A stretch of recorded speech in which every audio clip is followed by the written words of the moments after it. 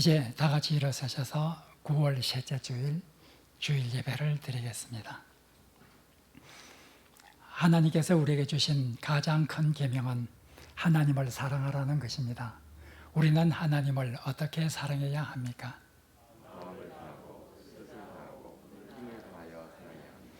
하나님을 사랑하는 우리는 하나님을 예배하기 위해 이 자리에 모였습니다. 우리는 하나님을 어떻게 예배해야 합니까?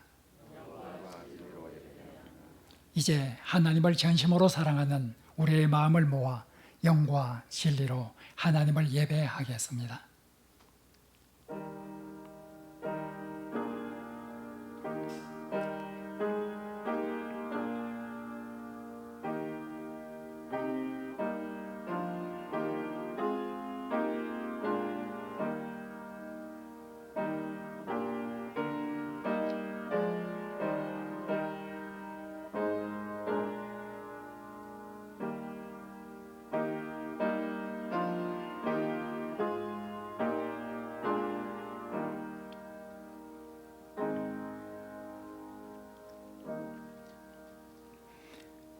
여호와의 산에 오를 자가 누구며 그의 거룩한 곳에 설 자가 누구인가? 곧 손이 깨끗하며 마음이 청결하며 뜻을 허탄한 데에 두지 아니하며 거짓 맹세하지 아니하는 자로다.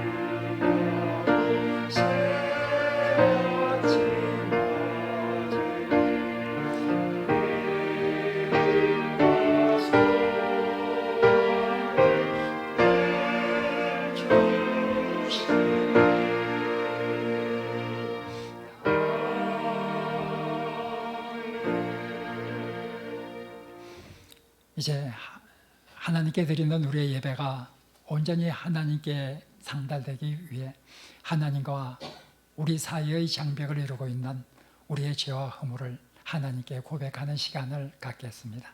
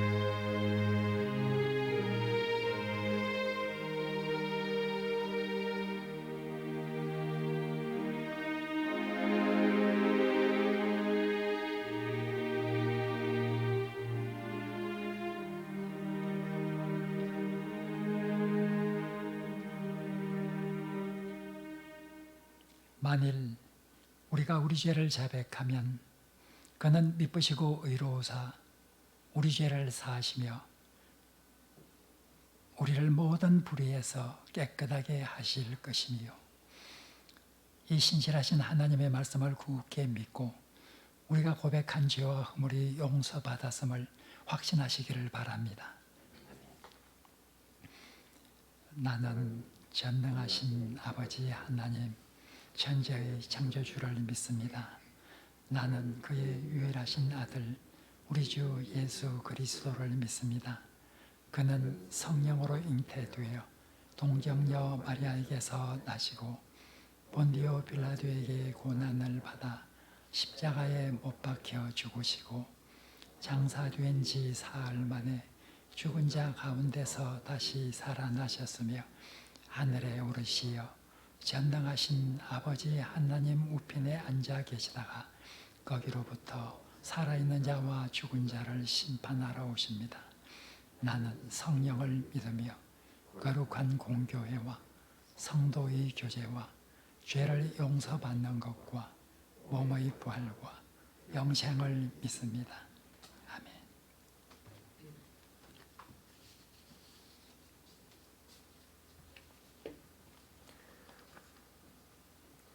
오늘 같이 교독할 성시는 시편 149편 성시교독 65번입니다. 할렐루야, 새 노래로 여호와께 노래하며 성도 모임 가운데에서 찬양할지어다.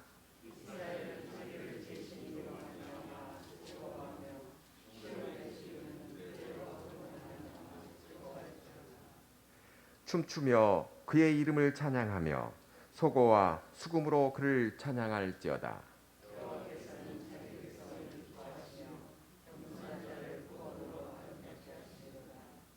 성도들은 영광 중에 즐거워하며 그들의 침상에서 기쁨으로 노래할지어다.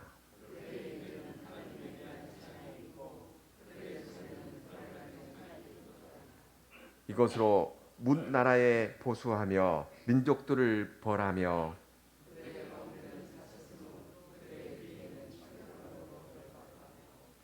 기록한 판결대로 그들에게 시행할지로다. 이런 영광은 그의 모든 백성에게 있도다. 할렐루야. 아멘.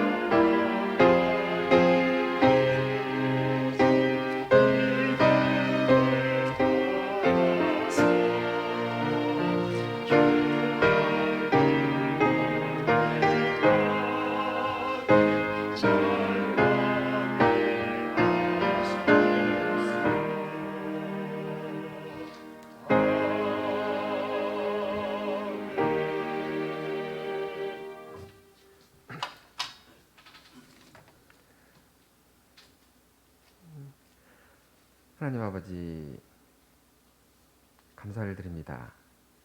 이처럼 어려운 시기 코로나19와 자연재해 가운데서도 풍성함이 있는 가을을 주시고 또 무더운 더위를 가시게 하심으로 마음과 육신의 안정을 찾게 하시니 우주 천지를 춘영하시는 주님이 저희와 함께 하신다는 것 자체만으로도 감사할진데 아버지 하나님께서 저희를 이처럼 사랑하시구나 하는 마음을 주셨습니다.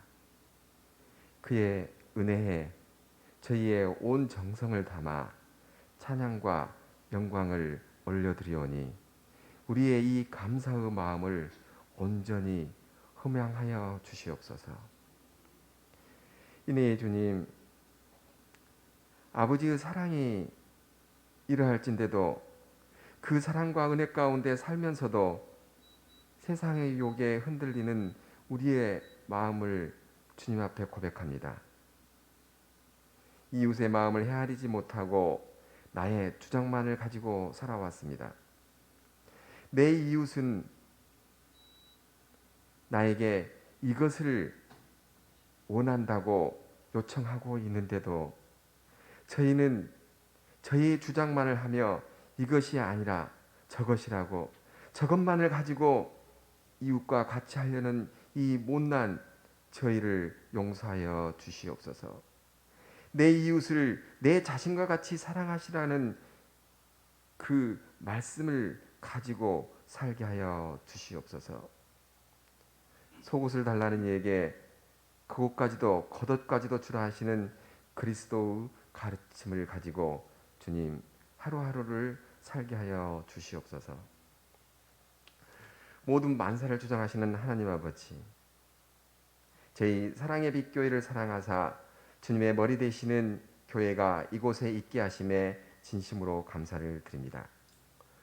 저희는 지금 한 번도 가보지 못한 길을 가기 위해 노력하고 있습니다.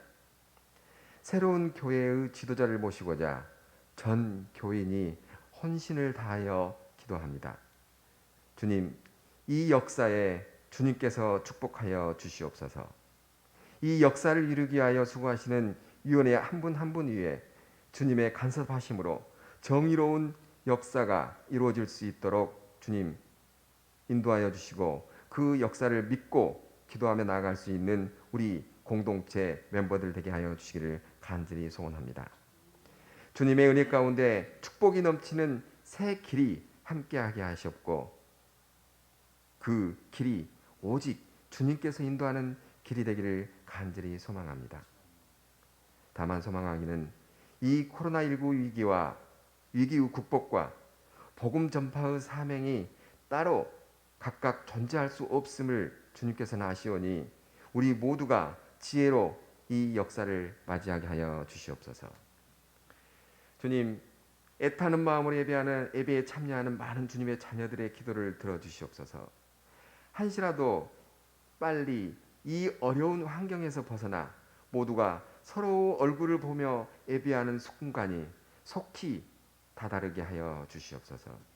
주님, 우리 공동체가 유기적으로 활동하는 그 모습으로 하루속히 회복되게 하여 주심으로 주님께서 살아계심과 주님께서 우리와 함께 하심과 승리의 주님이라는 그 믿음이 우리 가운데 넘쳐나게 하여 주시옵소서.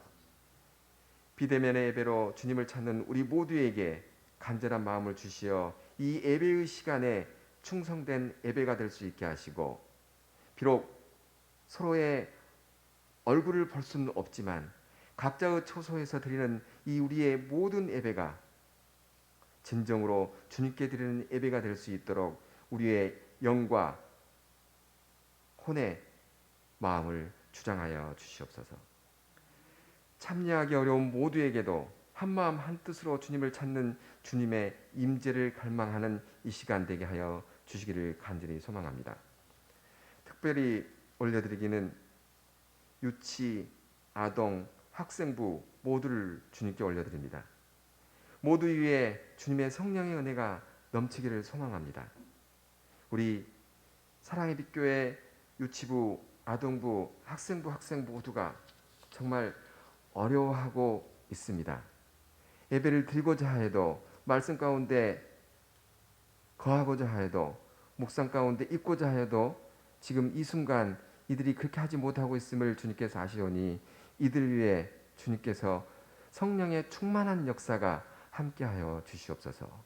불같은 역사가 우리의 자녀들 위해 내리게 하여 주시옵소서. 전 인류가 천재지변과 인재로 인하여 고통 가운데 있습니다. 이 순간에도 주님의 말씀을 붙들고 열방에 나아가 수고하시는 선교사님들을 주님께서 기억하시어 이 모든 수고가 헛되이 되지 않게 하여 주시기를 간절히 소망합니다.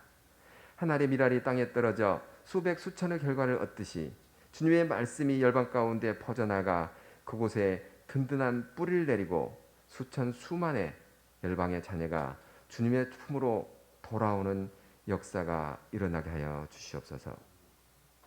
선교사님들의 지치지 않는 발길이 되게 하여 주시옵소서. 이 시간 주님의 귀한 종이신 목사님을 위하여서 기도합니다. 영육간의 강건함으로 주의 귀한 어린 양들을 목양하기에 성령의 은혜가 넘쳐나게 하여 주시옵소서. 주신 말씀을 받아 귀멀고 눈먼 저희를 바른 길로 인도하게 하여 주시기를 간절히 소망하고, 그 말씀으로 저희들 또한 먹고 마셔 정말로 바른 길로 갈 수 있는 우리 모두가 되기를 간절히 소망합니다. 주님 사랑합니다. 이 모든 고백을 저희와 함께하고 계시는 예수 그리스도의 이름 받들어 간절히 기도드리옵나이다.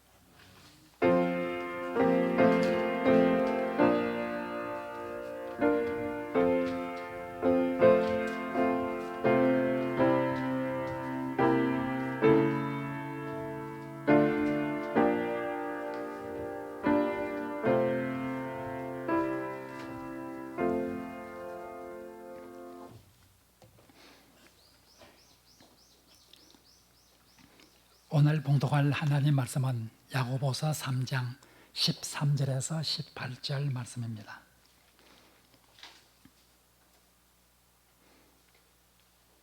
제가 말씀을 봉독하겠습니다. 너희 중에 지혜와 총명이 있는 자가 누구냐? 그는 선행으로 말미암아 지혜의 온유함으로 그 행함을 보일지니라. 그러나 너희 마음속에 독한 시기와 다툼이 있으면 자랑하지 말라. 진리를 거슬러 거짓말하지 말라. 이러한 지혜는 위로부터 내려온 것이 아니요 땅 위의 것이요 정욕의 것이요 귀신의 것이니, 시기와 다툼이 있는 곳에는 혼란과 모든 악한 일이 있음이라. 오직 위로부터 난 지혜는 첫째 성결하고, 다음에 화평하고 관용하고 양순하며 긍휼과 선한 열매가 가득하고 편견과 거짓이 없나니, 화평하게 하는 자들은 화평으로 심어 의의 열매를 거두느니라. 이 말씀은 하나님의 말씀입니다.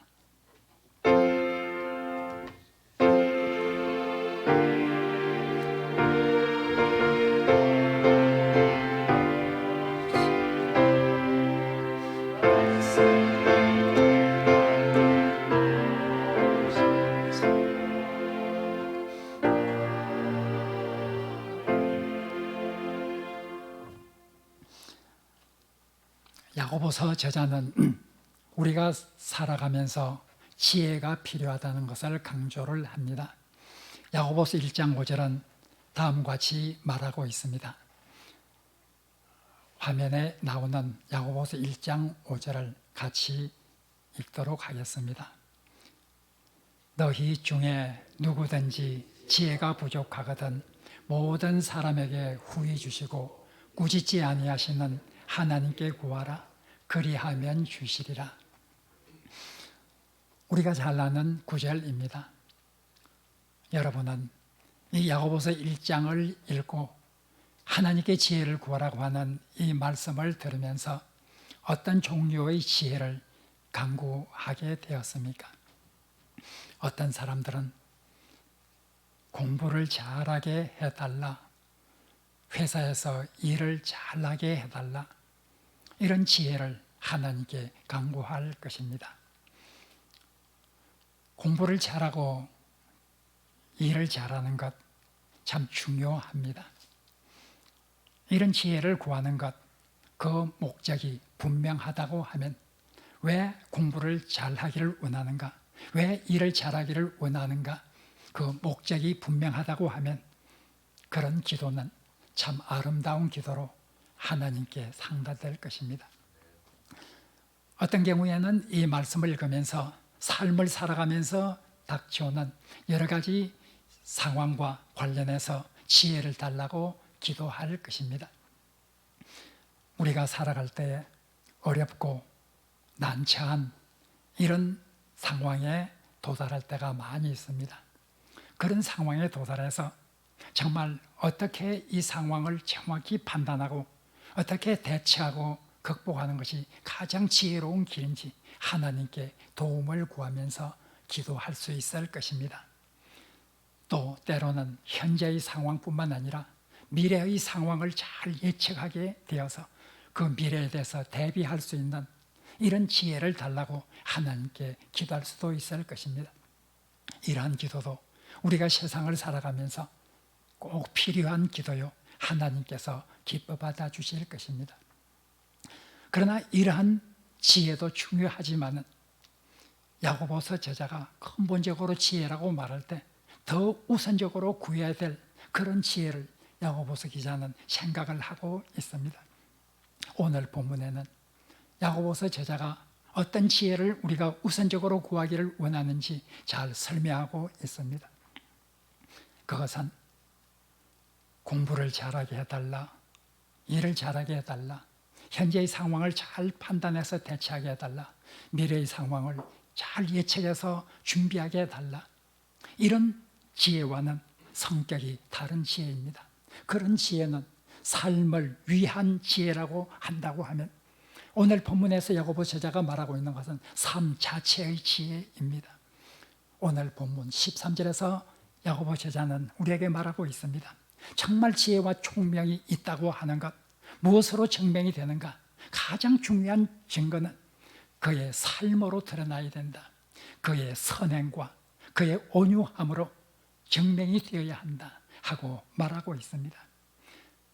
그의 삶과 그 삶 속에서 드러나는 선행과 온유함, 이런 것들로 인해서 그가 지혜로운 자라고 하는 것이 증거되어야 된다고 하는 이 말씀 속에는 우리가 많은 지혜의 종류가 있지만 그 중에서도 삶 자체를 위한 지혜, 이 지혜가 무엇보다도 중요하고 하나님 보시기에 아름다운 지혜라, 이렇게 말하고 있는 것이 분명합니다.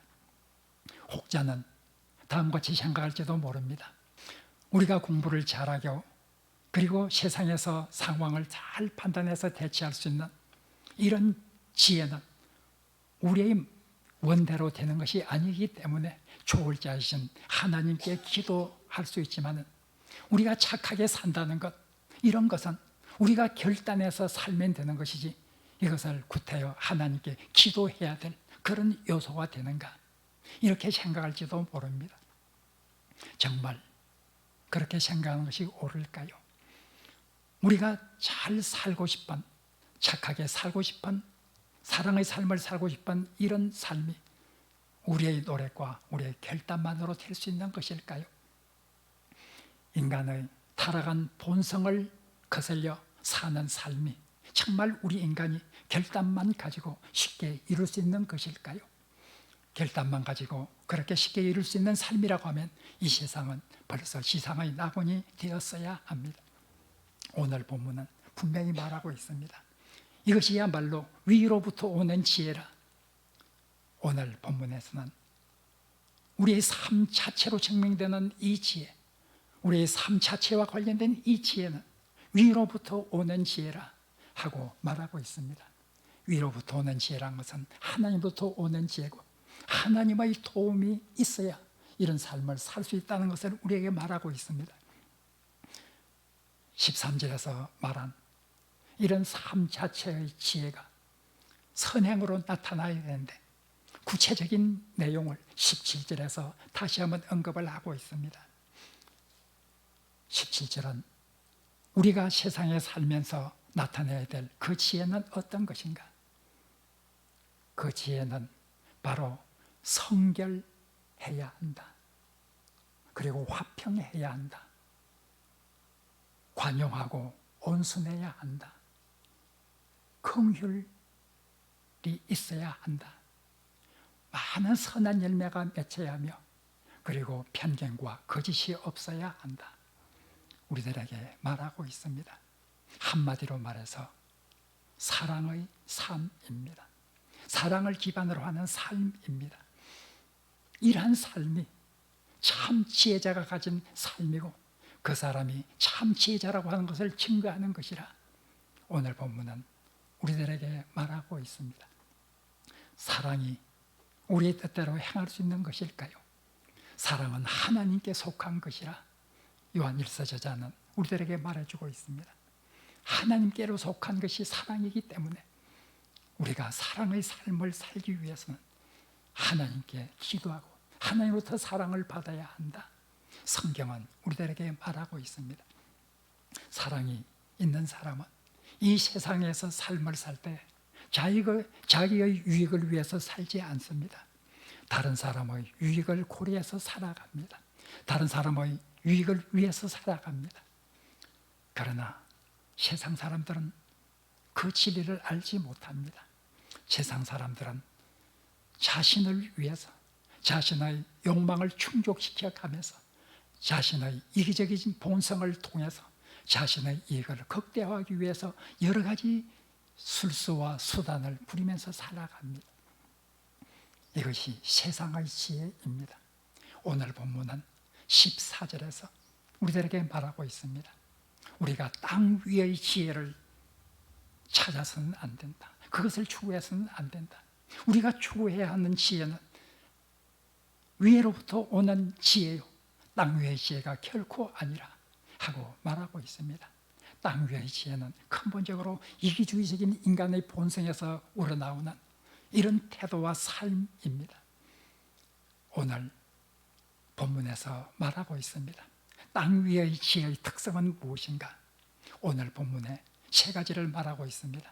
시기와 다툼 그리고 거짓말, 이 세 가지를 오늘 본문은 말하고 있습니다. 시기와 다툼 그리고 거짓말.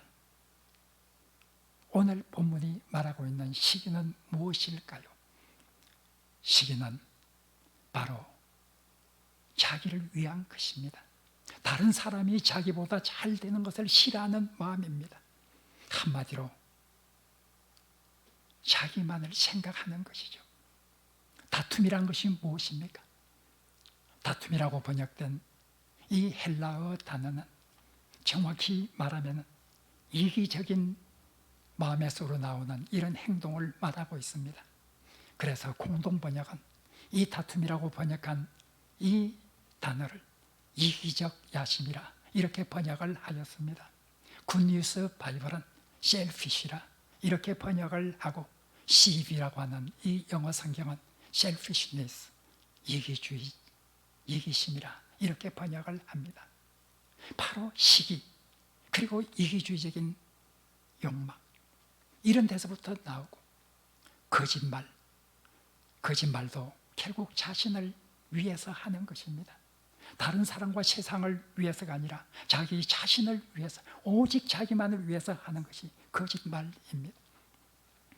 바로 오늘 본문은 시기, 다툼, 거짓말 이 세 가지를 바로 땅 위에 있는 땅 위에서 오는 이 지혜로 이렇게 표현을 하고 있습니다.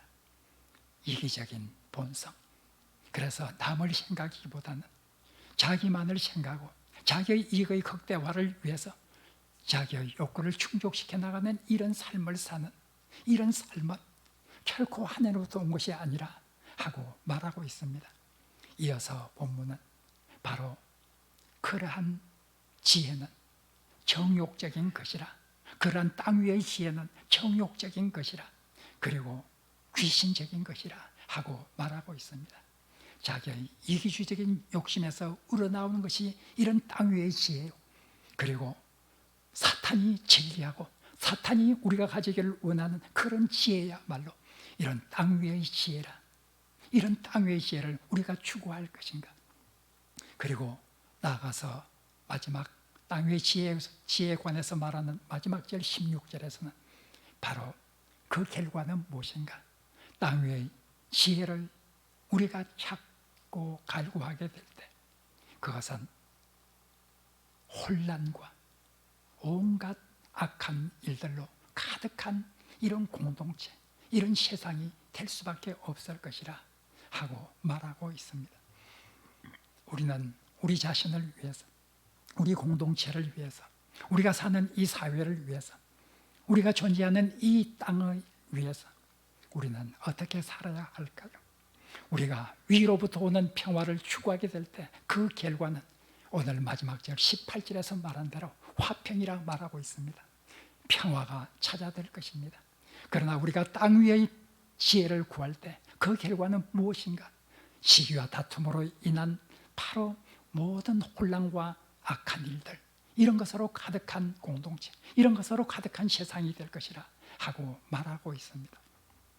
우리는 어떻게 살아야 하고 어떤 지혜를 갈구해야 합니까? 하늘로부터 오는 지혜를 갈구해야 합니까? 아니면 땅 위의 지혜를 갈구하고 있습니까?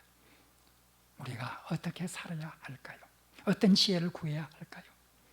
앞으로 미래가 되면 미래가 될수록 우리가 하늘로부터 오는 이 지혜를 찾는 것이 세상의 평화와 세상의 안녕을 위해서 얼마나 필요한지 저는 생각해 보게 됩니다. 많은 미래학자들은 앞으로 10년 후, 20년 후, 30년 후가 되면 어떤 세상이 올까? 미래학자들은 이렇게 진단을 하고 예측을 내놓고 있습니다. 유명한 한 미래학자, 너무나 널리 알려진 한 미래학자, 레이 워크달이라고 하는 사람은 다음과 같이 진단을 하였습니다. 그분은 30년대가 되면, 40년대가 되면 세상은 이런 세상으로 발전될 것이다. 인간의 과학과 기술 문명이 얼마나 급속도로 발전할 것인지 이런 세상이 올 것이다 하면서 예측을 하여 놓았습니다. 특별히 40년대가 되면, 40년대 중반이 이르면 어떤 세상이 올 것인가. 우리가 상상의 세계에서 생각하는 그런 세상이 이 세상에 현실화될 것이다 하고 예측을 합니다. 사람의 지능에 인공지능의 칩을 연결하여서 사람의 지능은 폭발적으로 증가하게 될 것이다. 인공지능, 이것이 발달하여서 사람과 비교할 수 없는 이런 인공지능이 탄생하게 될 것이고, 로봇가 나와서 사람의 모든 일을 대신해주는 이런 세상이 될 수 있을 것이다.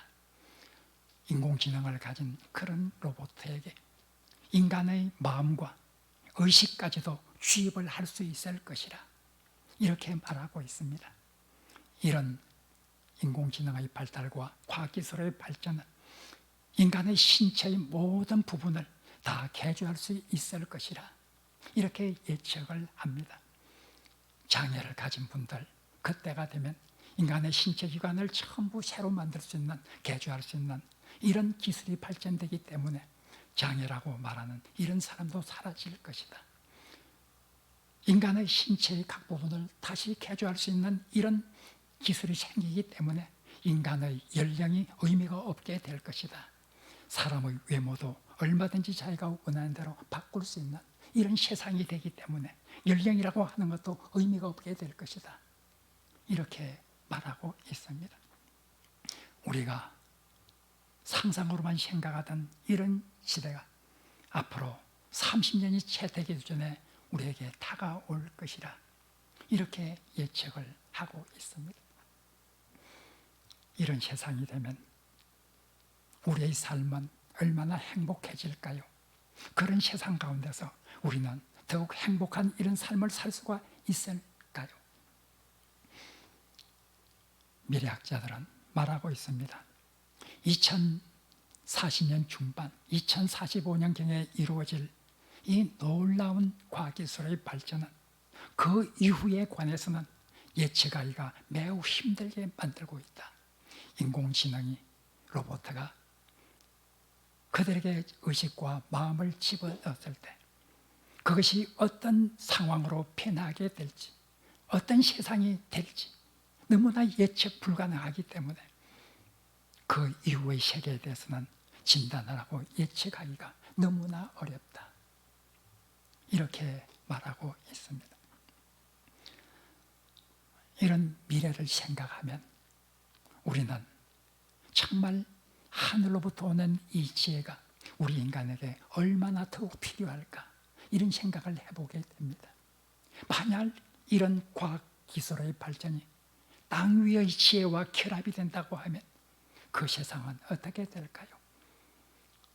이런 인간의 과학기술이, 기술 문명이 땅 위의 지혜, 이기주의적이고 정욕적이고 귀신적인 이런 지혜와 결합이 된다고 하면 그 이후의 세상이 어떤 세계가 될 수 있을까요?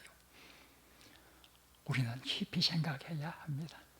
그런 세상은 언제가 올지, 그런 과학기술이 발전되어서 2045년경이면 도달할 수 있겠다고 말하는 이것이 비록 더 느리게 올지라도 언젠가는 이 세상에 도래할 것이면 틀림이 없는 사실입니다. 그런 사실 앞에서 우리는 그런 인간의 기술 문명이 하늘로부터 오는 지혜, 위로부터 오는 지혜와 결합되지 않으면 우리 인류는 끔찍한 삶을 살 수밖에 없다고 하는 이것을 우리는 깊이 생각해야 합니다.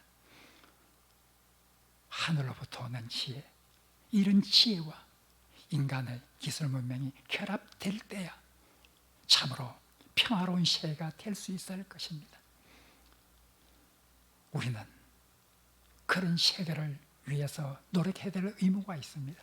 우리 종교인이라고 하는 것은, 우리 기독교인이라고 하는 존재는 이 땅 위에 소금과 빛의 역할을 다해야 하는 이런 존재들입니다. 앞으로 세상이 어떤 세상이 될 것인가를 생각하면서 우리는 이 세상에서 하늘로부터 오는 이 지혜가 소멸되지 않도록 계속 유지될 수 있도록 노력해야 합니다. 하늘로부터 오는 지혜가 소멸되지 않기 위해서는 우리 자신이 그런 삶을 살아야 합니다. 우리 자신이 그런 삶을 실천하며 살아가야 합니다. 하늘로부터 오는 지혜를 드러내 보이며 사는 이런 삶이 되어야 합니다. 그런 삶을 살 때 세상 사람들은 우리를 바보라 생각할지도 모릅니다.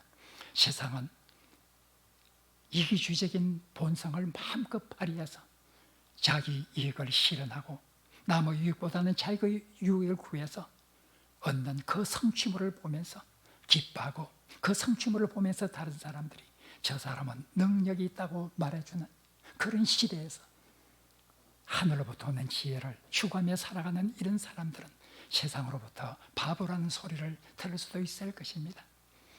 그러나 참으로 우리 그리스도인들은 세상의 지혜로 판단하는 이런 사람들로부터 바보라는 말을 들어야 합니다.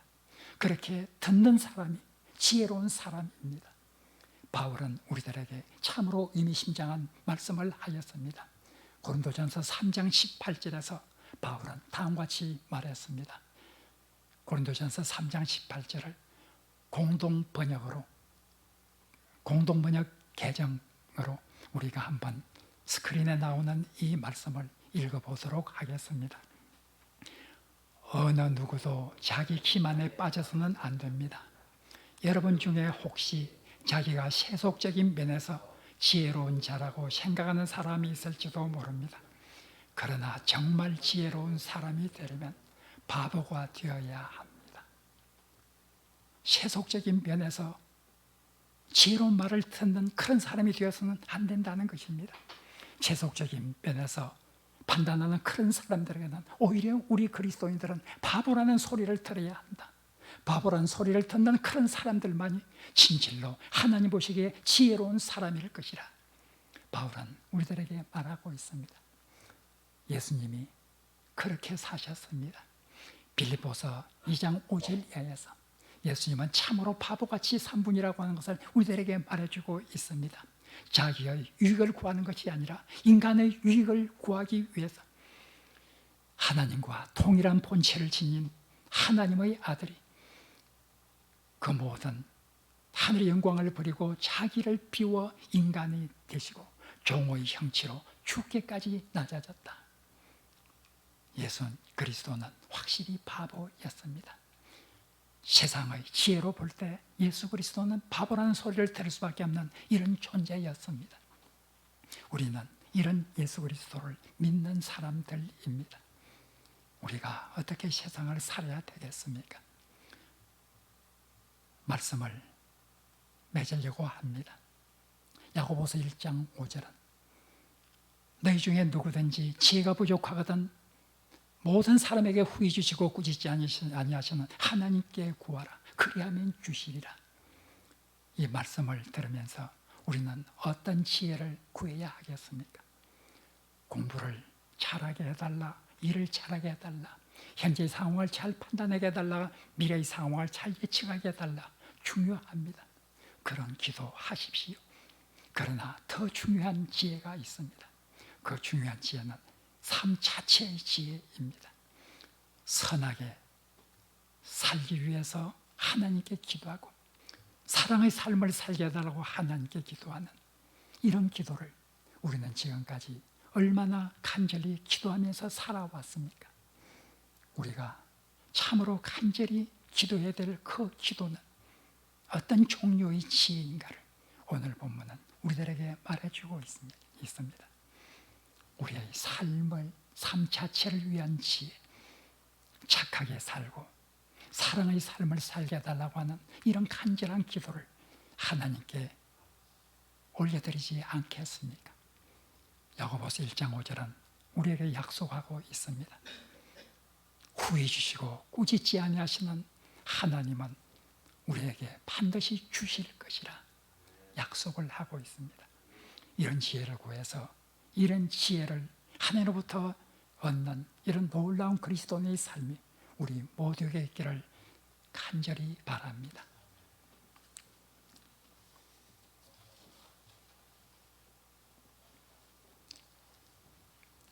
지혜의 근원이 되시는 하나님, 세상의 사람들에게 지혜로운 자라는 평가를 받기보다는 하나님으로부터 지혜로운 자라는 평가를 받게 하옵소서.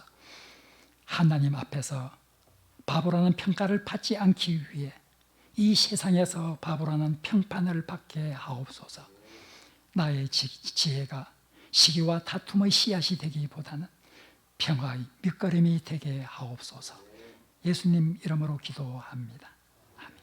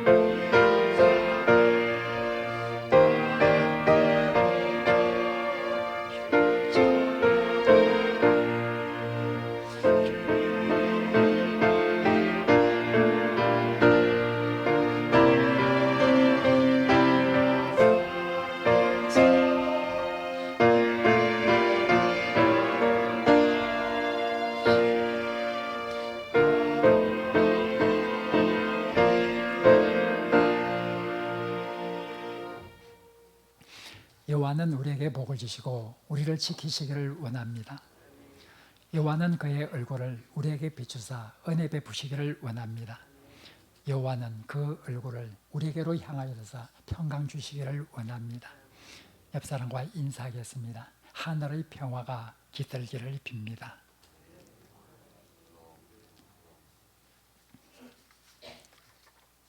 교회 소식입니다. 오늘 오전 10시 정기당회가 있습니다. 정기당회는 3층 소예배실에서 갖도록 하겠습니다.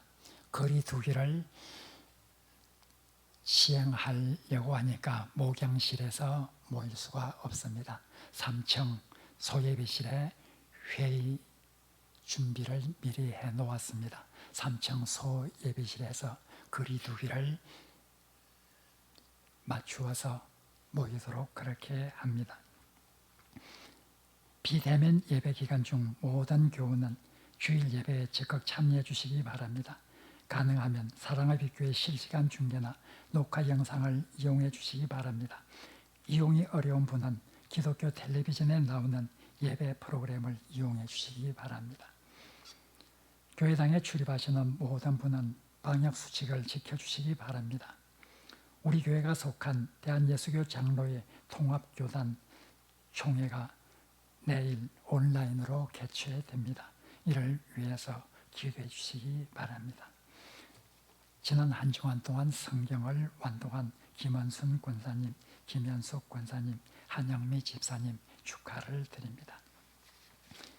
이제 다 같이 일어서서 찬송가 420장을 부르시겠습니다.